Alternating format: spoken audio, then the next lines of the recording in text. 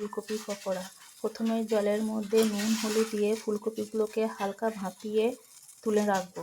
ফুলকপিগুলো আমার ভাপানো হয়ে গেছে। এবার ফুলকপিগুলো জল থেকে আমি তুলে নিয়েছি। এরপর এখানে আমি রেডি করেছি পকোড়া ভাজার জন্য বেসন, কালো জিরে, জোয়ান, খাবার সোডা, নুন, হলুদ, জিরে গুঁড়ো, শুকনো লঙ্কা গুঁড়ো। এগুলো একসঙ্গে ফাটিয়ে নেব। বেসন আমার ফাটা হয়ে গেছে। এখানে তেল গরম করতে দিয়েছি, তেলটাও গরম হয়ে গেছে।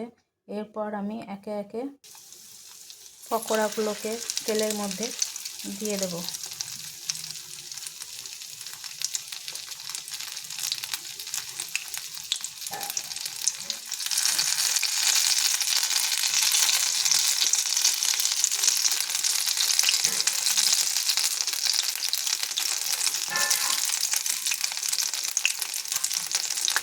পকোড়াগুলো আমার লাল লাল করে ভাজা হয়ে গেছে।